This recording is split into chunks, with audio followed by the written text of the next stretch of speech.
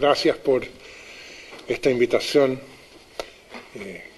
Como ustedes saben, ya estuve antes acá y además me alegra enormemente siempre reencontrarme con mi querido amigo Jaime. La última vez fue él a visitarme allá, a mis tierras del extremo sur del mundo, y lo pasó muy bien. Y ahora me siento contento de poderlo retribuir. Yo había propuesto un título que él me lo corrigió, porque la manera de corregirlo todo, pero está bien. Bueno.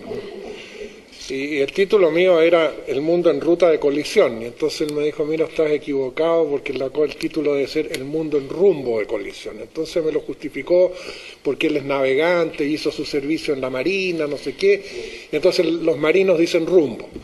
Entonces me cambió el título, entonces ahora, total, el título es distinto, pero el contenido es el mismo, así que no importa. Bueno.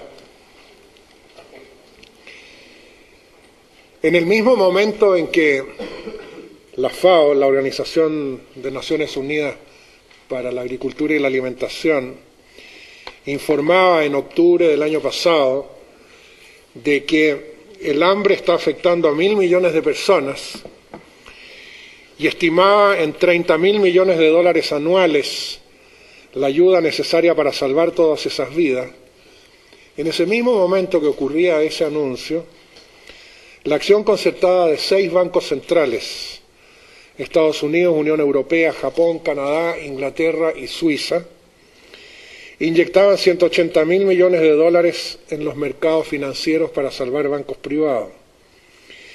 Y si ello fuera insuficiente, el Senado de Estados Unidos aprueba que se agreguen 700.000 millones más.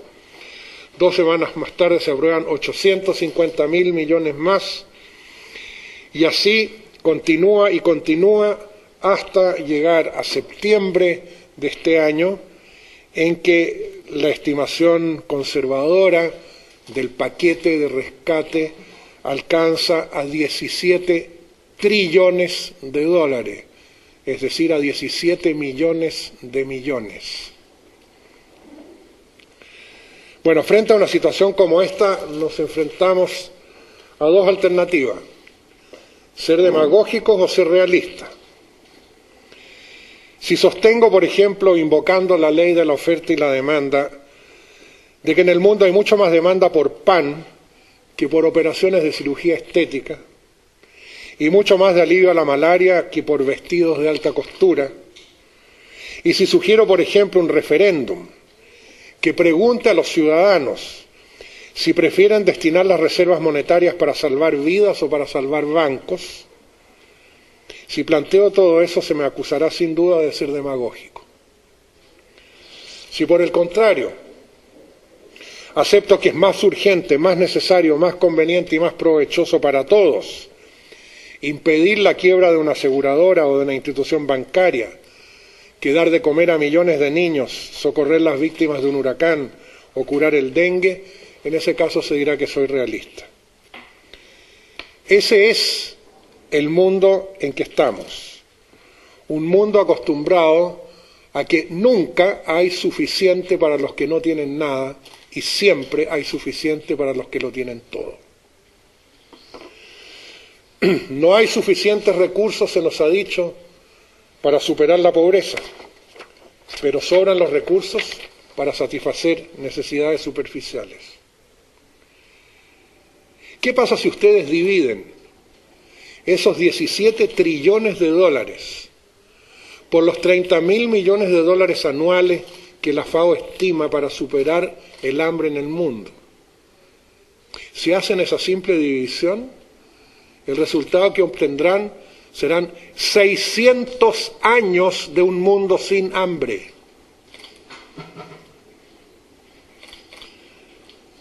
¿Dónde estaba esa plata? ¿Quién la tenía? Si siempre nos dijeron que no alcanzaba para resolver la pobreza. Y de repente, casi de la noche a la mañana, hay más de medio milenio de un mundo sin hambre y sin pobreza.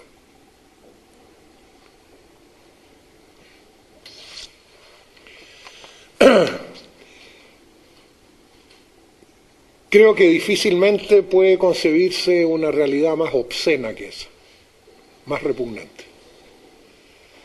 Incluso yo, que he sido, según él, revolucionario, yo rebelde, ¿no?, que he estado opuesto a esto y no he creído en muchas de esas cosas, yo, ni siquiera yo, nunca me imaginé ni remotamente que se podía llegar a estas magnitudes tan descomunales. Y esto evidentemente es la decepción más profunda que uno puede tener con quienes tienen influencias de dirigir el mundo en el cual estamos. Me repugna. ¿Qué caracteriza al mundo en que estamos? Yo lo identifico como una cuádruple convergencia. Primero, el crecimiento exponencial del cambio climático antrópicamente inducido que afecta a todas las regiones del mundo. Dos, el fin de la energía barata con dramáticos efectos en las sociedades. Tres, la extensiva disminución de recursos fundamentales para el bienestar humano, como agua fresca, recursos genéticos, bosques, pesquería, vida silvestre, suelos, arrecifes de coral y otros. Y por último, la gigantesca burbuja especulativa que llegó a ser más de 50 veces más grande que la economía real de intercambio de bienes y servicios. ¿Cuáles son las causas de esta convergencia? Primero, el paradigma económico dominante, que propende al crecimiento económico a cualquier costo y estimula la acumulación y la codicia corporativas. Segundo, el uso incontrolado de los combustibles fósiles precisamente para facilitar ese obsesivo crecimiento económico. Tres, la promoción del consumismo como presunta ruta hacia la felicidad. La destrucción de culturas tradicionales a fin de imponer modelos económicos industriales con la consecuente pérdida de cosmovisiones, lenguajes y valores distintos de los de la cultura dominante. El desprecio por los límites planetarios en relación a disponibilidad de recursos, consumo, generación de desperdicios y capacidad de absorción. Las consecuencias pueden acarrear peligros sin precedentes, tanto para el medio ambiente como para la sociedad. El calentamiento global implica pérdida de suelos productivos, tempestades y huracanes, crecimiento en los niveles del mar, desertificación y problemas económicos especialmente para las regiones más pobres. El agotamiento de fósiles baratos implicará impactos en todo el mundo. Afectará a los sistemas industriales de alimentos, los sistemas urbanos y muchos de los bienes a que nuestro modo de vida se ha acostumbrado, como automóviles, plásticos, químicos, refrigeración, etcétera, todos ellos dependientes de la oferta de energía barata. Y la disminución de recursos básicos como agua, bosques, suelos agrícolas, biodiversidad, con posibilidades serias de que se extinga un posible 50% de las especies vegetales y animales solo en las próximas décadas. Frente a esto, cualquier solución o soluciones implican, por cierto, sin duda, nuevos modelos que comiencen, por sobre todo, por aceptar los límites de la capacidad de carga de la Tierra y de ese modo pasar de la eficiencia a la suficiencia y al bienestar. Igualmente urgente es la necesaria solución a la existente inequidad, porque sin equidad las soluciones pacíficas son imposibles. Debemos reemplazar los valores dominantes de codicia, competencia y acumulación por los de solidaridad, cooperación y compasión. El nuevo paradigma requiere alejarnos del crecimiento económico a cualquier costo y superar la codicia y la acumulación como metas centrales del presunto bienestar social. Y la transición debe ser hacia sociedades que puedan ajustarse a menores niveles de producción y de consumo, favoreciendo sobre todo las economías locales y regionales. Dicho en otras palabras, volver a mirar hacia adentro. Eso es lo que quisiéramos, pero el mundo en que estamos es el que conocemos. Y ese es el mundo dominado por un modelo económico que se ha arraigado con una fuerza absolutamente descomunal.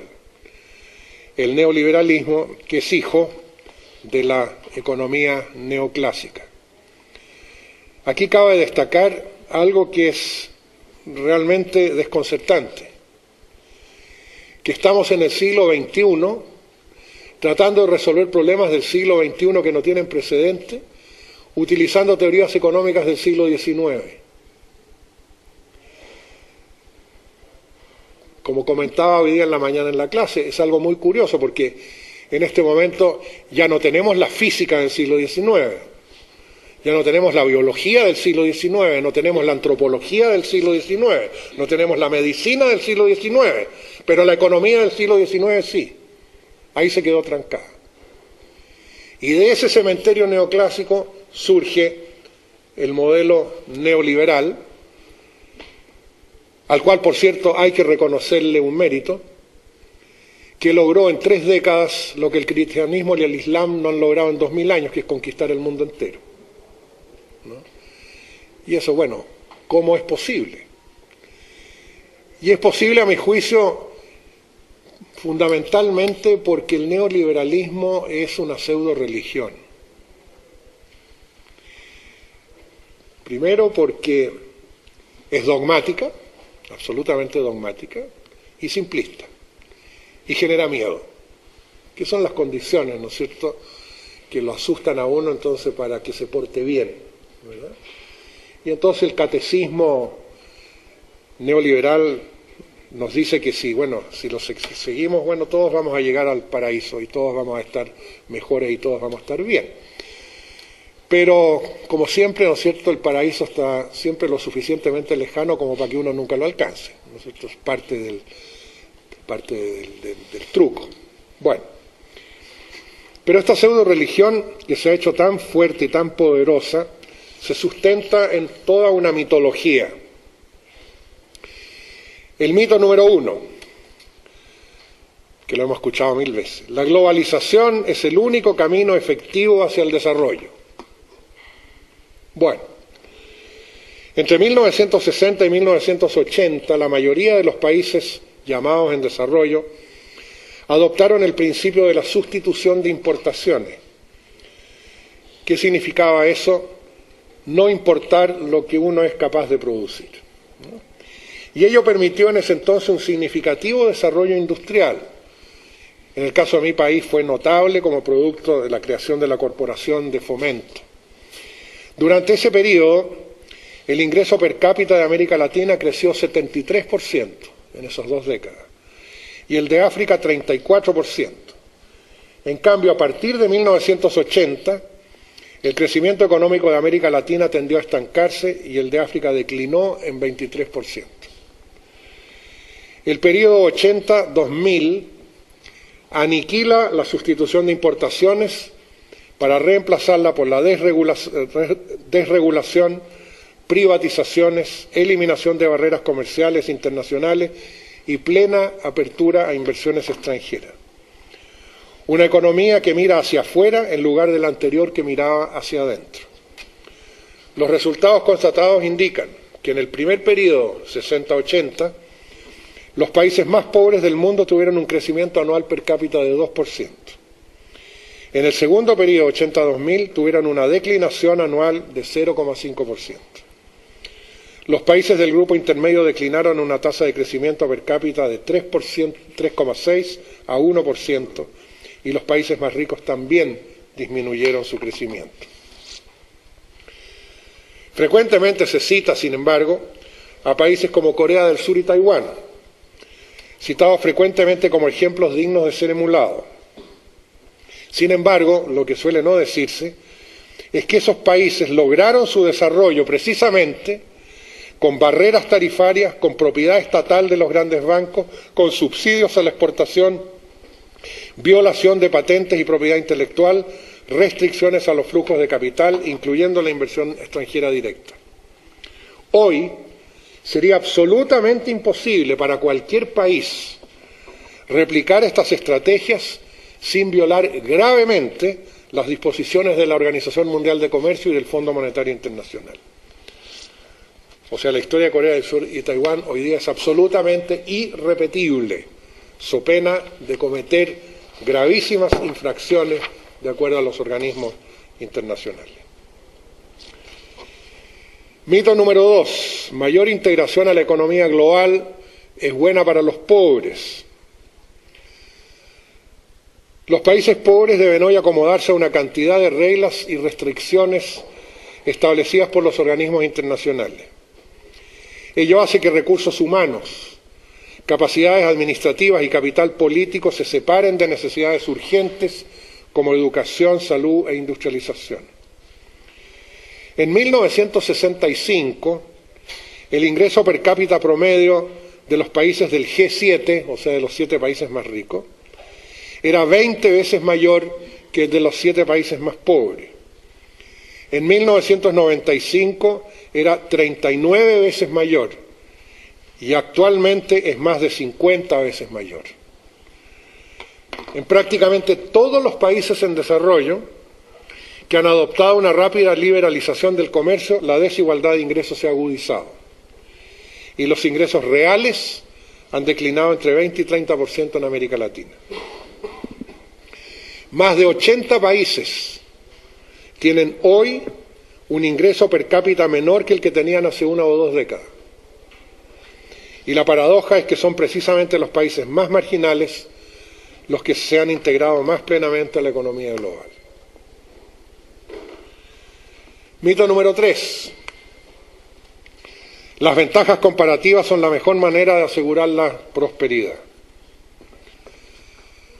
Uno de los supuestos incuestionables de la política moderna es la necesidad del libre comercio global. Dudar de sus beneficios es un acto de herejía. Sin embargo, a pesar de su supuesta superior eficiencia en relación a otros sistemas de organización económica, el libre comercio globalizado resulta notablemente ineficiente en términos reales. Al dar mayor prioridad a la producción de gran escala para exportaciones, en lugar de producción a pequeña escala y mediana para la satisfacción de necesidades locales, y al generar presiones competitivas que enfrentan comunidades con comunidades en todo el mundo, los precios de los productos de consumo pueden bajar, pero los costos para la sociedad y para el medio ambiente crecen enormemente. Se sigue creyendo en los beneficios de adherirse a las ventajas comparativas. Sin embargo, de acuerdo al modelo de David Ricardo, que fue el economista inglés del siglo XIX, creador del concepto, el sistema de las ventajas comparativas funciona solo si no hay movilidad transnacional del capital.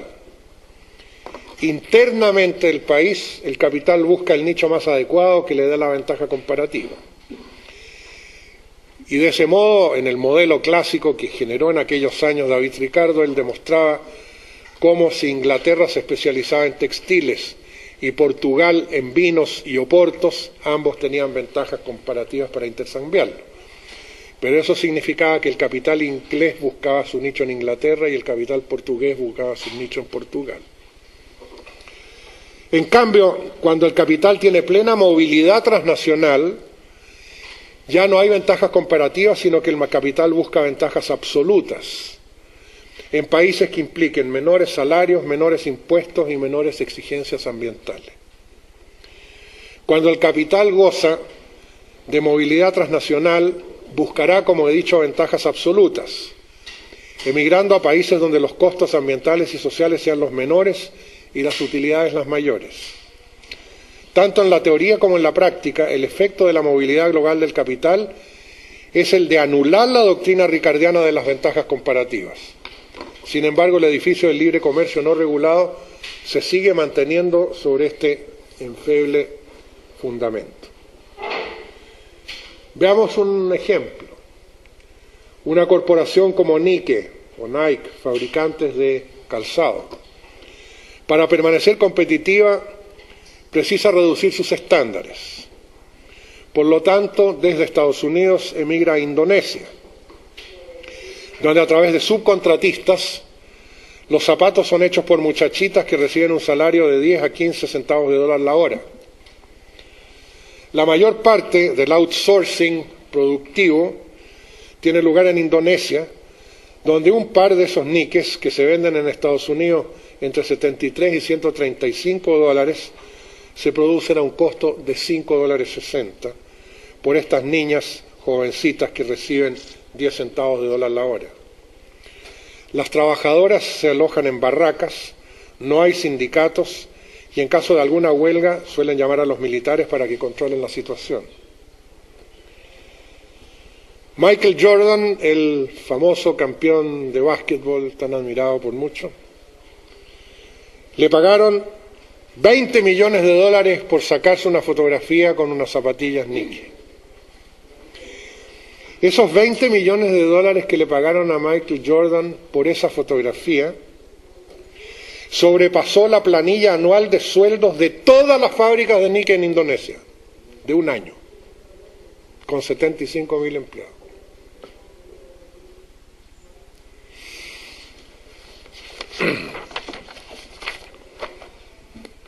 Mito número 4. Más globalización significa más empleo. De acuerdo a la OIT, la Organización Internacional del Trabajo de Naciones Unidas, a comienzos del 2000 había 150 millones de desempleados en el mundo y 1.000 millones de subempleados, es decir, un tercio de la fuerza de trabajo mundial. Y tal situación se ha ido deteriorando. El outsourcing que acabo de ilustrar en la cápita anterior, en el mito anterior, es hoy una necesidad, como decía, de las corporaciones para permanecer competitivas. Y eso genera algo absolutamente obvio. Primero, genera desempleo en los países de origen de las corporaciones, porque se va, y genera subempleo en los países donde las reciben.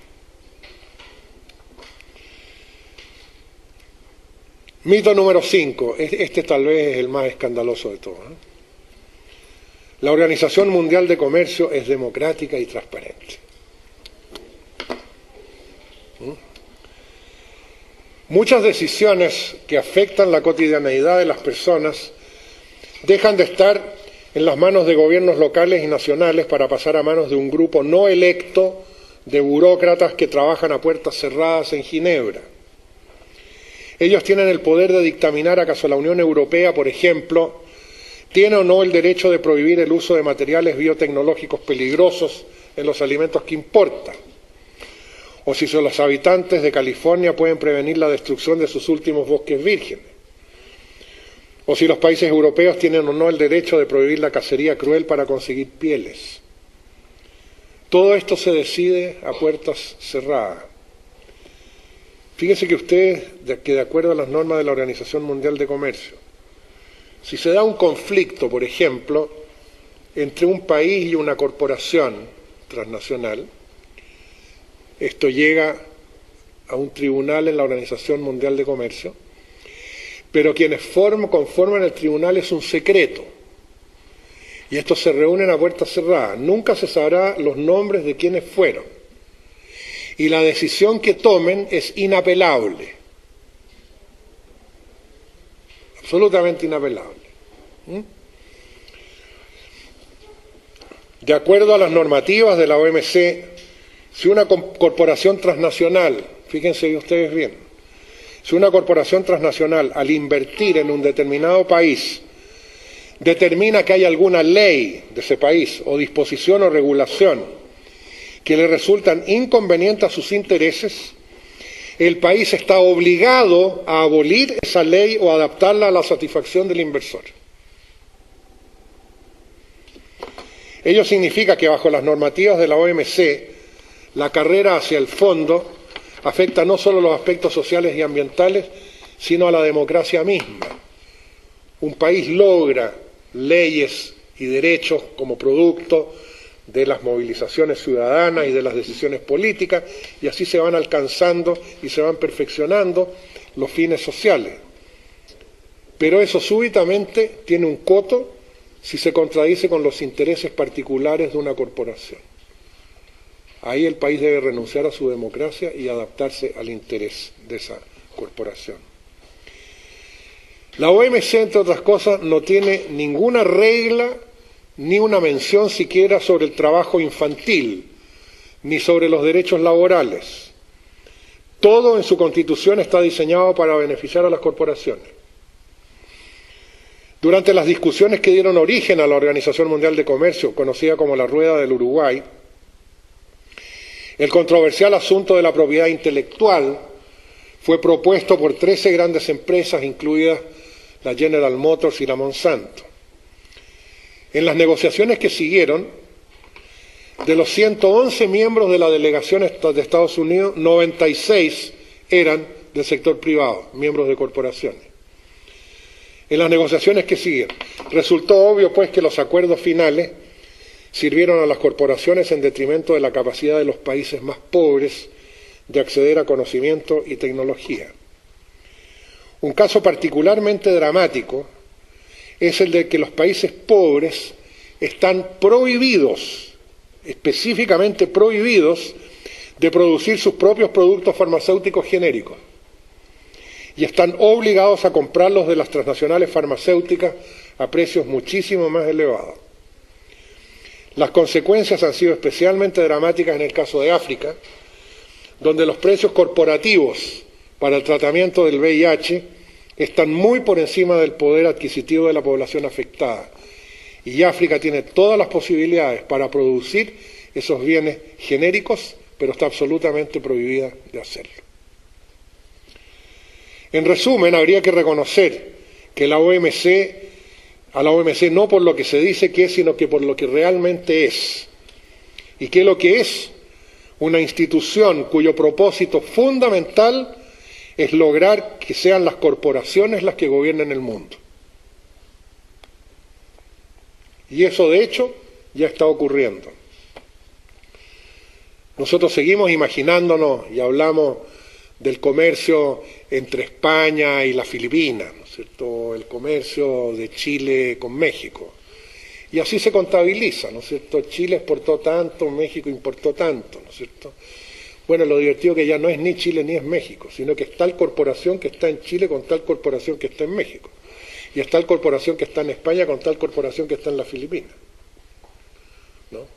Y esa contabilidad que es de corporaciones, bueno, la montamos como contabilidad nacional, pero es totalmente falso. Mito número 6. La globalización es inevitable. ¿Qué tal? Renato Ruggiero, ex director general de la Organización Mundial de Comercio, manifestaba lo siguiente, miren que es lindo esto, ¿eh? Cita textual: tratar de detener la globalización es equivalente a tratar de detener la rotación de la Tierra. Sencillito, ¿para qué más? ¿Eh? Bill Clinton manifestaba que la globalización no es una opción política, es un hecho. Tony Blair la identificaba como irreversible e irresistible, es casi erótico ya, ¿no? Y Margaret Thatcher inmortalizó su frase: no existe alternativa. There is no alternative. Esa frase hoy día le dicen Tina. There is no alternative, ¿no? Yeah. Bueno, todas esas afirmaciones son una clara evidencia del grado de fundamentalismo que caracteriza a los defensores del sistema, y así el modelo alcanza, como dije antes, un viso de pseudo-religión. Bueno, pero las alternativas son ciertamente posibles, puesto que el modelo dominante ha sido producto de la renuncia sistemática de parte de la mayoría de los países a sus derechos de controlar los procesos económicos en beneficio propio. Desde luego que cualquier proceso que se origine en decisiones políticas es reversible. No se trata de escoger entre las reglas de la actual economía internacional por una parte y un supuesto caos de ausencia de reglas por la otra. El cambio fundamental radica básicamente en relocalizar la economía más hacia planos locales y a diseñar nuevas reglas que acerquen el consumo al mercado, lo que yo llamo una economía a escala humana. Y en ese sentido, algunas de las nuevas reglas podrían ser reglas como las siguientes. Una mayor localización monetaria, de manera que los excedentes fluyan y permanezcan lo más posible en su lugar de origen. Puede demostrarse con un modelo económico, matemático, que si el dinero circula a lo menos 5 veces en su lugar de origen, genera un pequeño boom económico. Sin embargo, el mecanismo funciona hoy día que cualquier excedente que se genera en la periferia rápidamente es succionado hacia el centro. Producir local y regionalmente todo lo que sea posible a fin de acercar el consumo al mercado. Eso es fundamental si nos interesa la sustentabilidad, por cuanto dentro de la economía global una de las cosas que más impacto produce negativo en el proceso climático son precisamente los transportes de gigantescas distancias. Yo hace un par de meses atrás, en mi región, en el sur de Chile, yo vivo bien al sur en Chile, y es una región, entre otras cosas, es la mejor región lechera del país. Todo lo que son productos lácteos de la más alta tecnología, o sea, compite con quien sea en el mundo, es altísimamente desarrollado. Y yo estaba en un hotel cerca de una de las ciudades vecinas de donde yo vivo, una mañana en una ciudad que se llama Temuco, y estaba en el hotel, y en la mañana bajo a tomar desayuno, y claro, me encuentro como siempre esa cosa antipática, hoy día tan moderna, de la mantequilla puesta en una macanita chica que hay que empezar, ¿no es cierto?, sacarle una tapita para sacar así tanta mantequilla, ¿no es cierto?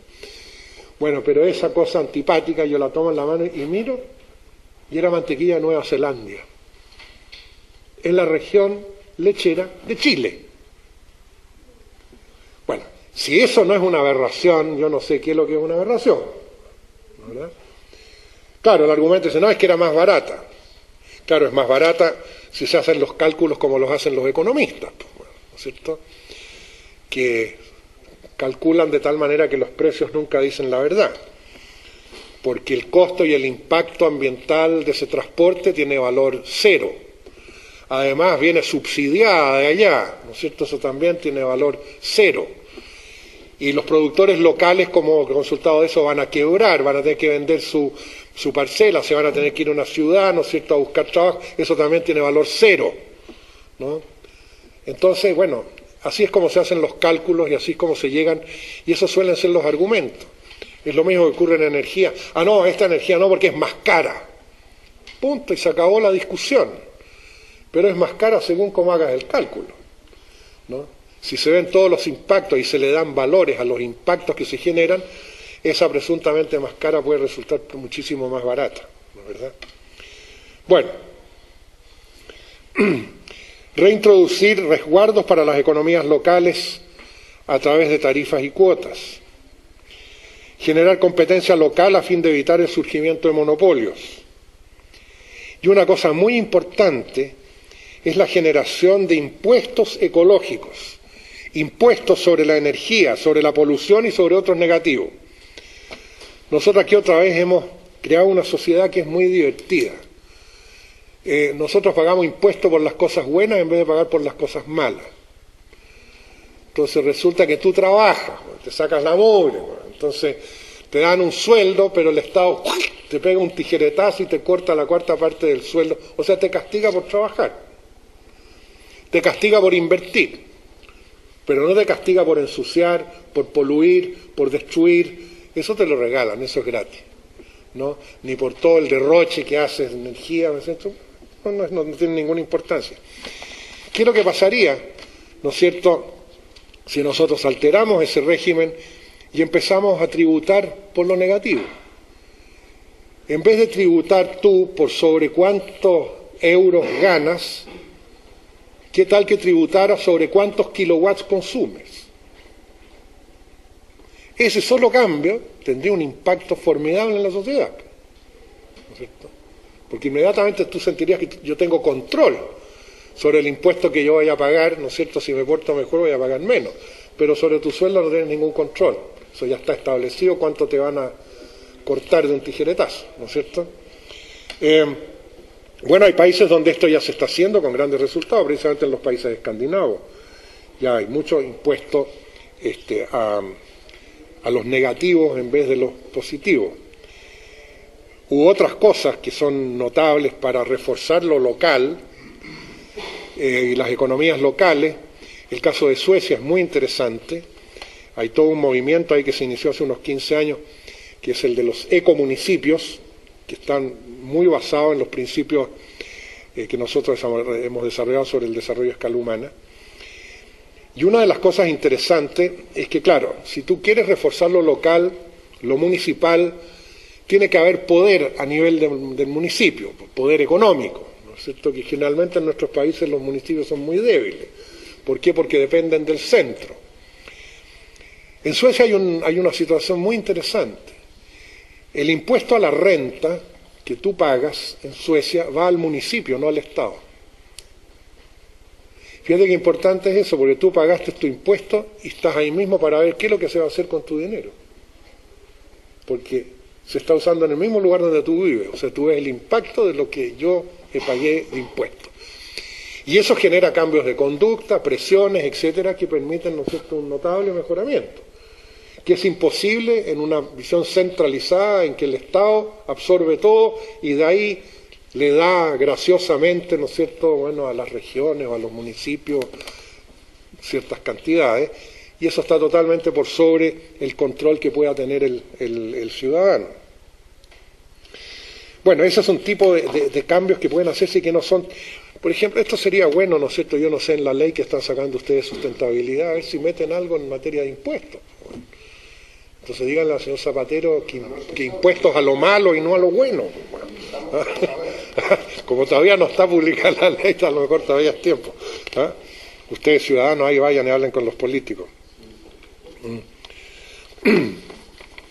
Bueno, la economía nueva que yo propongo y que ya la expliqué durante 2 horas y media esta mañana y en consecuencia no la voy a explicar de nuevo, solamente voy a enumerar que una nueva economía coherente con los problemas del siglo XXI, al comienzo yo ya dije que estamos en el siglo XXI con teorías económicas del siglo XIX, y de ahí que no es de sorprenderse, ¿no es cierto?, el grado en que los economistas convencionales no entienden el mundo en que está.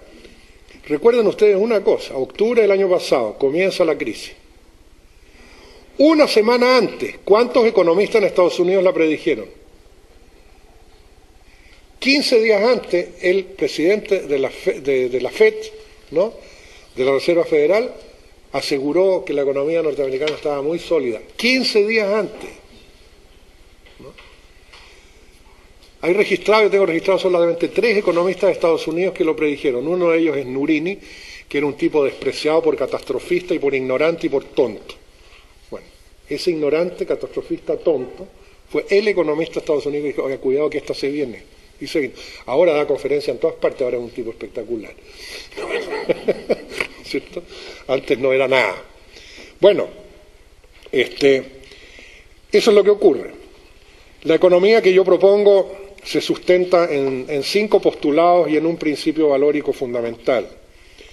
Y no me voy a tener el análisis de cada uno de esos porque eso implicaría otra conferencia más, pero el puro enumeración creo que a ustedes les va a dar visiones interesantes.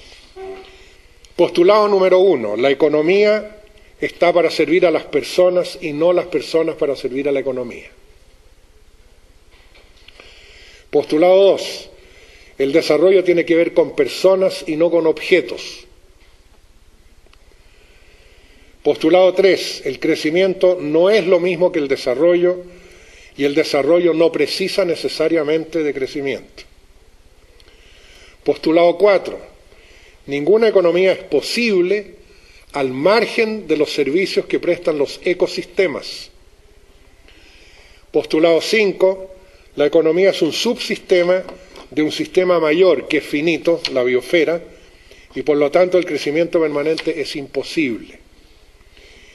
Y un principio valórico fundamental que propongo para sustentar una nueva economía, y que es que ningún interés económico, bajo ninguna circunstancia, puede ni debe estar por sobre la reverencia por la vida. Recorran ustedes mentalmente estos 5 postulados y ese principio valórico y detectarán rápidamente que lo que tenemos hoy día, uno por uno, es exactamente lo contrario. Estamos en un mundo en que todos estamos al servicio de los intereses económicos y no al revés. El desarrollo lo identificamos, no, es que en este país más desarrollado porque tienen más teléfonos móviles, en este porque tienen más computadores, etcétera, etcétera, etcétera, ¿no? Y el ser humano desaparece en ese proceso. La obsesión con el crecimiento, la única medida, bueno, es el PIB. Creció el PIB, si no creció el PIB, estamos mal, si creció bien, estamos bien. En circunstancias de que, claro, el crecimiento es una agregación cuantitativa y el desarrollo es una liberación de potenciales creativos. Todo sistema vivo crece hasta un determinado punto en que deja de crecer, pero no deja de desarrollarse. Todos los que están en esta sala ya dejaron de crecer. ¿Pero por qué estamos en esta sala? Porque nos seguimos desarrollando, ¿no? Con más ideas, más información, etc. O sea, mientras el crecimiento tiene límite, el desarrollo no tiene límite. Y aquí yo siempre cito la frase de quien considero que fue uno de mis grandes maestros, a pesar de que no lo fue físicamente, lo fue a través de sus obras, a pesar de que yo también lo conocí, que fue el gran economista Kenneth Boulding, ¿no? Y Kenneth Boulding solía decir, quienes piensan que el crecimiento permanente es posible en un planeta finito, o están locos o son economistas, ¿no?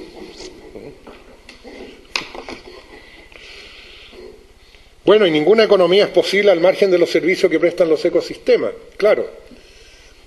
La economía que se enseña es una economía, es un sistema cerrado sobre sí mismo, están las familias, están los productores, y hay una cosa que se llama el mercado, en torno al cual circulan todos los procesos medidos en términos monetarios. Y ese sistema es un sistema cerrado sobre sí mismo que no tiene relación con ningún otro sistema. La naturaleza no está, el medio ambiente no está, la biosfera no está, nada más existe. Y eso es absurdo. Es decir, obviamente que ninguna economía es posible, ¿no es cierto?, si desaparece la fotosíntesis. Bueno, pues si desaparece la fotosíntesis, desaparecemos todos. Ese es un servicio que nos presta un ecosistema, ¿no es cierto? También yo daba el ejemplo hoy día que qué pasaría, ¿no es cierto?, si desaparece ese encantador bichito que se llama las abejitas, ¿no es cierto? Si desaparecen todas las abejas, detrás de eso desaparecemos todos nosotros. No hay más polinización, ¿no es cierto?, que es otro servicio que prestan los ecosistemas, ¿no? Están los servicios climáticos, está el ciclo del nitrógeno, está el ciclo del carbono, ¿no es cierto?, etcétera, etcétera, toda la biodiversidad fundamental para todo. Pero ustedes compren cualquier libro de texto de teoría económica, de los clásicos, de los más importantes, y vayan al índice de palabras al final y busquen la palabra ecosistema, naturaleza, termodinámica, que no existe, no existe. O sea, no es necesario que un economista sepa que la polinización existe y que es necesaria. Fíjense ustedes, ¿no? Esa es la economía que se enseña. Bueno, y de que el crecimiento no puede ser infinito en una biosfera, en un sistema que es finito, por supuesto. Si yo empiezo a inflar un gran globo, no puedo inflarlo más allá del tamaño de esta habitación. Bueno, hasta ahí nomás llego, ¿no es verdad? Pero eso tampoco lo consideran la economía convencional. Y de que ningún interés económico debiera estar por sobre la reverencia por la vida, bueno, para donde ustedes quieran mirar, la vida no importa para nada si yo puedo hacer negocio. Millones de niños esclavos. Yo lo destacaba hoy día en la clase en la mañana porque mucha gente no lo sabe, ¿no? De acuerdo a información de UNICEF y de la OIT, hoy día, en el siglo XXI, hay más esclavos en el mundo que los que existían antes de la abolición de la esclavitud en el siglo XIX. decenas de millones de esclavos, de los cuales por lo menos 2/3 son niños desde 5 o 6 años de edad. Y eso no aparece en las noticias, no aparece en la prensa, no aparece en la televisión. Bueno, es una noticia de ninguna importancia, porque si total hay tantos niños, pues ¿qué importa pues, que haya varios millones de esclavos? ¿No? Y eso no aparece para nada en la Constitución de la Organización Mundial de Comercio. ¿Y por qué no? ¿Por qué no aparece en la prensa? ¿Por qué no aparece en ninguna parte? Seamos honestos y no nos engañemos. Porque es buen negocio. Explotando a los niños yo gano más plata. Entonces no es noticia. Bueno, ese es el mundo en que estamos y existen todas las posibilidades de que podamos cambiarlo y que pueda ser mejor. Pero eso está en manos de los movimientos que puedan hacerse desde la sociedad civil, es decir, cada uno de nosotros. No esperen ustedes que la solución venga de arriba y que baje el profeta, ¿no es cierto?, desde el monte Sinaí y le diga ya, está todo resuelto. No. La solución empieza con nosotros mismos. Y comienza con la coherencia de cada uno consigo mismo. Yo siempre cuando hablo esto, al final, más de alguien me hace la pregunta, bueno, pero ¿qué puedo hacer yo? ¿No? Claro, y eso ya es una actitud de sentirse totalmente derrotado frente a poderes descomunales, ¿no es cierto? Bueno, ¿qué puedes hacer tú? Lo que puedes y debes hacer tú, ser coherente contigo mismo. Y actuar y comportarte de acuerdo a lo que realmente quieres y crees. Pero hay muchas cosas que sabemos que están mal, que no nos gustan, y esa polución y qué sé yo, pero en nuestra cotidianeidad volvemos a comportarnos, ¿no es cierto?, en contra de lo que no nos gusta. ¿Verdad? Entonces esa es una incoherencia. Pero del otro lado, esa actitud derrotista, pero bueno, yo solo, ¿y qué impacto voy a tener yo? ¿Quién soy yo frente a estos poderes descomunales? Ahí, por favor, piensen en lo siguiente. Cualquiera de ustedes, de los que está aquí, no sabemos cuál, ni en qué momento, ni tampoco si puede ocurrir o no, pero cualquiera aquí, mañana, en media hora más, en una semana más, podría darse el caso que provoque un cambio histórico descomunal. Tú. Sí, claro, te parece fantástico lo que estoy diciendo, pero te voy a dar, porque aquí hay una cosa como un poco mágica, ¿eh? Y les voy a dar 2 ejemplos. A comienzos del siglo pasado, en Sudáfrica, había un sujeto, un señor que era abogado. Era chiquito, flaquito, no era negro, pero era oscurito. O sea, lo suficiente como para ser discriminado, ¿no? Había estudiado Derecho en Inglaterra y, bueno, llegó a Sudáfrica, de vuelta, ¿no es cierto?, y no tenía ninguna influencia, no estaba relacionado con gente en el poder, ni nada, pues era un abogadito nomás, oscurito. Bueno, fue víctima de todas las discriminaciones hasta que en un momento se rebeló y dijo no aguanto más, ¿no? Y quemó la identidad que tenía, que lo ponía en la categoría de oscuro, ¿no es cierto? Porque hay negro, oscuro, blancos y orientales, estaba todo clasificado en Sudáfrica, y según el carnet que tú tenías, bueno, tenías derechos o no. Bueno, lo quemó, bueno, la policía le pegó, lo metieron preso, en fin, lo trataron malísimo, estuvo en la cárcel, y el tipo insistió y aguantó y aguantó y aguantó. Ese personajito, que no era nadie, se llamaba Gandhi, fíjense ustedes. No era nadie Gandhi. Pero ¿qué pasó? Que de repente ese testimonio personal contagió a millones de personas. Y eso logró derrotar al imperio más poderoso de la Tierra, sin un balazo. ¿Y quién era Gandhi? No era nadie. Pero ese personaje, en algún momento, ¡pum!, provocó un clic. Ese es el que lo podrías provocar tú o cualquiera de los que está aquí. Pero no sabes si va a ser o no va a ser, pero podría ser, y eso es lo bonito. Otro ejemplo, 1960, que fue cuando yo llegué a Estados Unidos en aquellos años, a la Universidad de Berkeley, como profesor muy, muy joven. Yo tenía 25 años. Y en ese entonces, en Alabama, un día, una mujer negra se sube al bus, y en ese entonces en Estados Unidos había apartheid igual que en Sudáfrica. O sea, tú subías al bus y había asientos para negros y asientos para blancos, en Estados Unidos. Bueno, y esta negra venía muy cansada de trabajar, era tarde, en la tarde, y estaban llenos los asientos para negros, y se sentó en un asiento para blanco que estaba desocupado.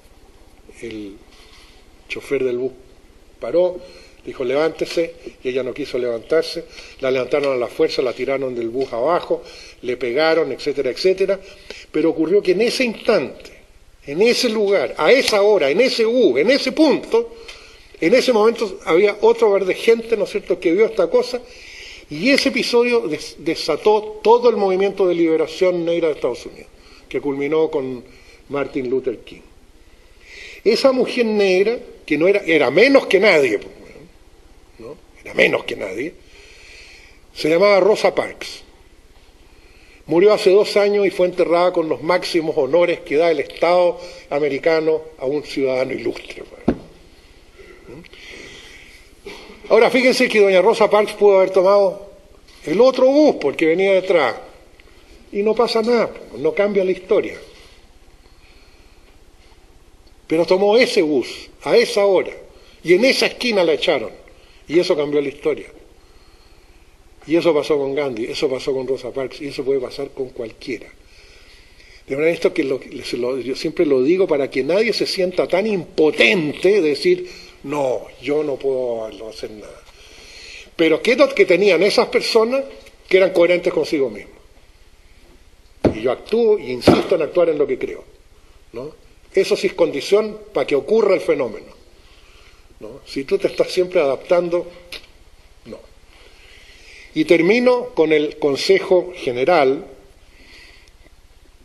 que se desprende lógicamente de esto que acabo de decir. El mejor consejo que yo creo que le puedo dar a la gente joven. A cualquiera de ustedes, la gente, cuando ustedes estén frente a una alternativa, no sé, si hago esto otro, me voy acá, acepto este puesto, siempre la gente que los quiere a ustedes, ¿no? Le va a decir, mira, no hagas esto porque no te conviene, pero haz esto otro porque esto sí te conviene, ¿verdad? Entonces siempre se trata, ¿no es cierto?, de que tú busques lo que te conviene, ¿no? Bueno, mi conclusión a estas alturas de mis 77 años de acumulada juventud es que ese es un pésimo consejo. Si ustedes viven toda la vida haciendo lo que más les conviene, es una vida bastante miserable. Ustedes no tienen que hacer lo que les conviene, ustedes tienen que hacer lo que tienen que hacer, punto. Aunque la vida los lleve así, pero eso y eso es lo único que les dará la satisfacción cuando lleguen a viejo, haber sido coherentes consigo mismos.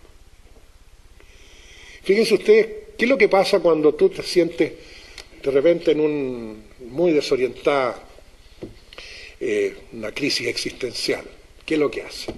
Bueno, vas donde tu mejor amiga, o donde tu mamá, o tu padrino, la madrina, qué sé yo, alguien con quien te sientes muy cercano, le diga, mira, estoy, en fin, me siento aquí y allá. ¿Cuál es el consejo que te van a dar? Normalmente, y yo también lo di, y me arrepiento de haberlo dado, le pediría perdón a la persona que se lo di, pero bueno, qué diablo, ¿no? Siempre te van a decir una cosa como esta, no, mijita, es que lo que pasa es que tú tienes que tener las cosas claras. Si no tienes las cosas claras, bueno, estás mal, mijita, ¿no es verdad? Además, mijita, usted tiene que saber para dónde va. Si no sabe para dónde va, está mal, ¿no? O sea, usted, ya, ¿para dónde quiere ir? Allá, bueno, entonces, ya. Y ese consejo te lo hacen con todo cariño, y es un desastre. Porque la otra cosa que yo he descubierto a estas alturas es que la gente que sabe exactamente para dónde va es la que nunca descubre nada. Porque se da lo que llamo la obsesión del punto fijo. Estoy aquí y tengo que llegar allá. Y en consecuencia, todo lo que hay entre medio se percibe como obstáculos que deben ser superados para llegar a donde quiero llegar. Y resulta que en esos presuntos obstáculos está toda la aventura de la vida.